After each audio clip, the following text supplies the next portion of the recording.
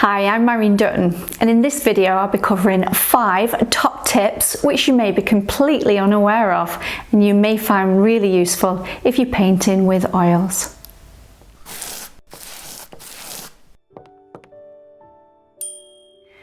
Thanks for joining me today.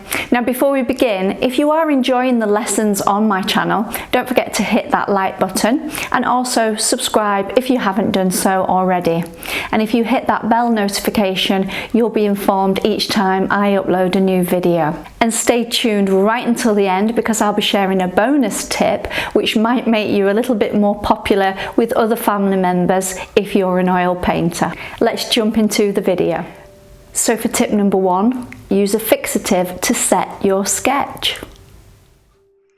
So you begin an oil painting and you really take your time doing a beautiful detailed sketch, either in charcoal or in pencil, or you've really taken your time doing a tracing using graphite paper.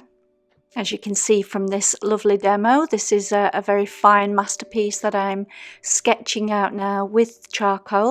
And I'm actually going to switch to a pencil as well, just to sort of demonstrate exactly what I mean by applying a fixative. And then as soon as you actually start to paint and introduce the oils, you find that your sketch just disappears under all that oil paint. Now if that's ever happened to you, then you'll like this tip. So as you can see, my beautiful sketch is started to dissolve under all that oil paint. And as a beginner artist, this can really cause some panic. So to get around this, you can either use a fixative, a pencil fixative, or you can use a fine mist hairspray, which is what I like to use. In my experience, most fixatives become very clogged about halfway through and you end up wasting a lot of product. However, with the hairspray, this doesn't happen. So I'll begin my sketch again. Now in this particular demonstration, I'm going to show you what not to do with the hairspray or the fixative. And that is to absolutely saturate your canvas or your canvas board with the hairspray. You really don't want to be doing that. We are going to be applying the hairspray very, very sparingly. So this is not the way to apply the hairspray or the fixative. As you can see, it really just smudges everything. It's too wet. So now I'm going to begin my lovely sketch again, and this time you'll notice I'm applying the sketch lightly, and this applies whether you're doing it with charcoal or with pencil. You always want to keep your sketch lines nice and light, or your tracing lines if you're deciding to trace. Again, I'm using a pencil there to sort of demonstrate.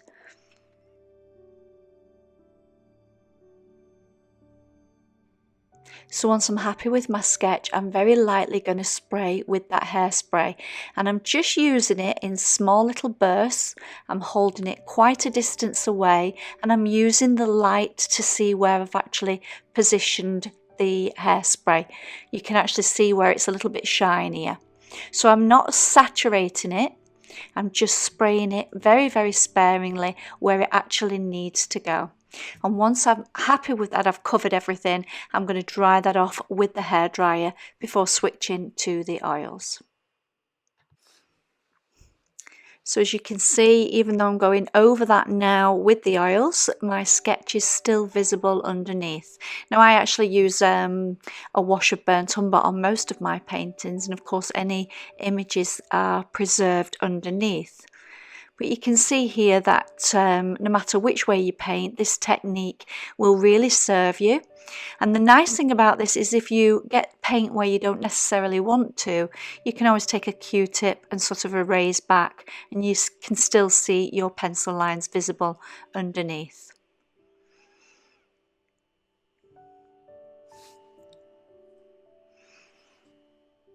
So you can see I'm demonstrating this marvelous landscape that I'm painting. Now you may find that some of your pencil lines remain visible, and basically to get around this you will simply add thicker and thicker paint as you develop that painting. Remember, this is really just a safety net for people when they're beginning painting, that they don't actually lose their initial drawing.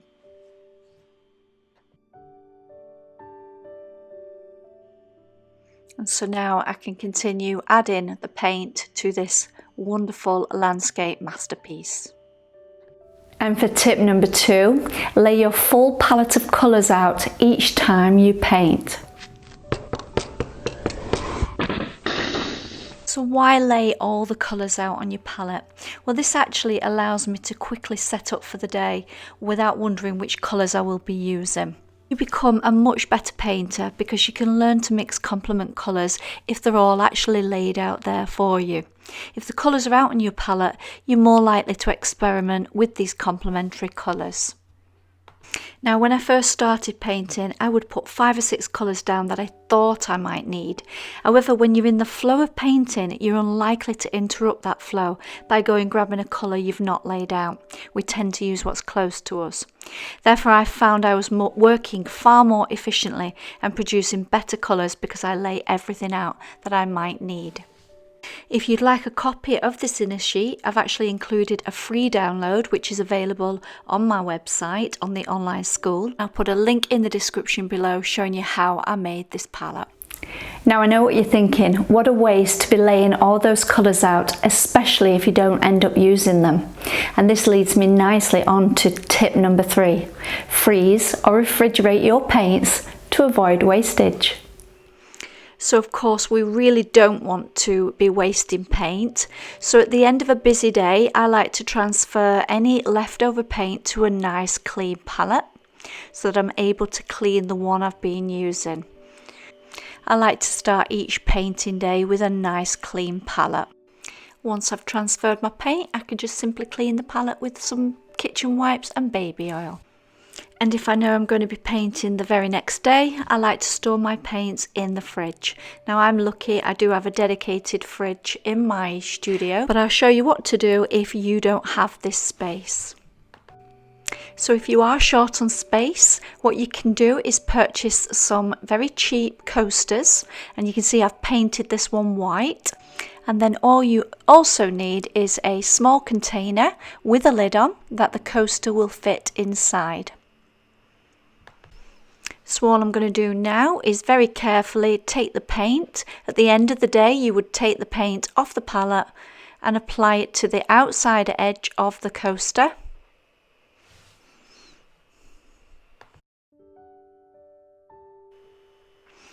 And then simply take the plastic container, drop the coaster inside that, and then pop the lid on. And again, you can see this is nice and small, and this will either fit in your fridge if you are painting the next day.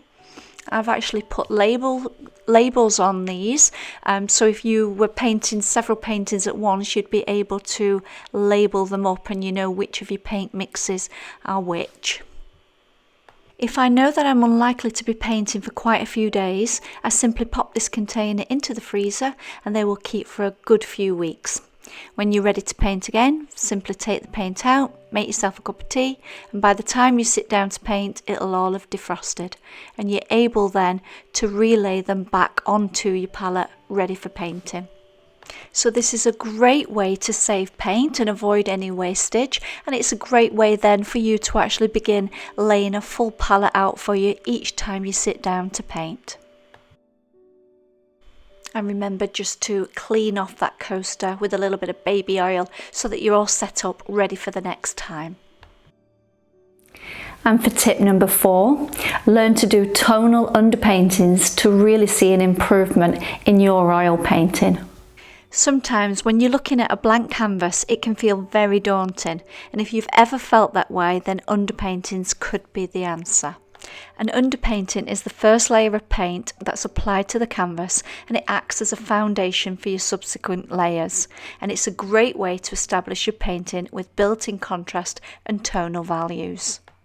There are many different ways to do an underpainting, but the way I like is to actually use a burnt umber technique, applying the umber and then wiping out the lights and adding more umber for the darks.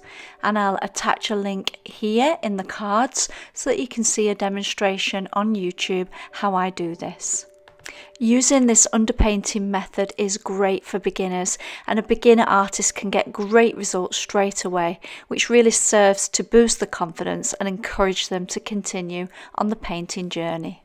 And if you are interested in learning how to draw freehand, then check out my Sunflowers in Oils video, where I show you how to use this underpainting technique and draw these beautiful sunflowers completely freehand.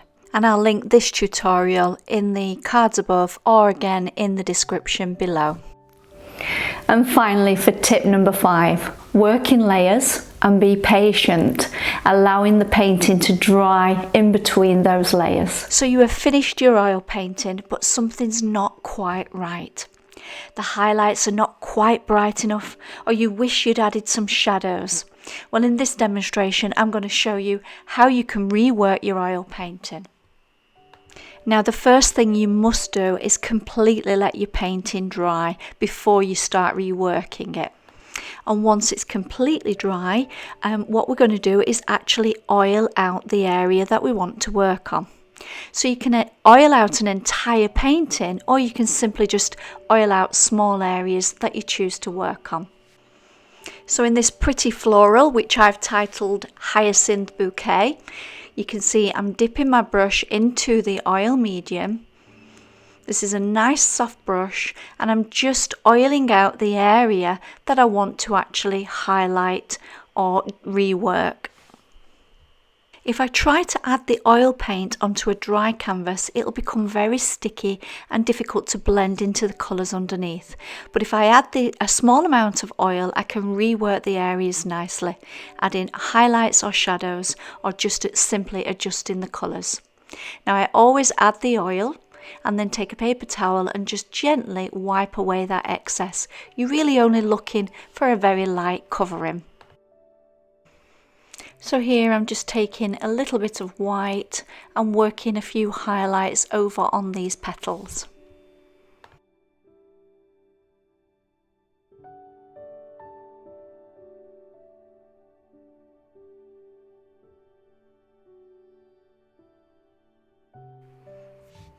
And now I'm just taking a little bit of cadmium yellow with some white and just tinting a few of those petals with that colour. So now I'm going to repeat the process over on the hyacinths and just pop out a few little highlights. Just remembering to add that medium very, very sparingly, and then taking a paper towel and just lightly wiping off that excess. So now I can confidently add some highlights to these little petals without worrying about disturbing any of the paint underneath. Remember, you can only oil out when your painting is fully dried. And here I'm just demonstrating how I'm tinting the leaves with green and some yellow.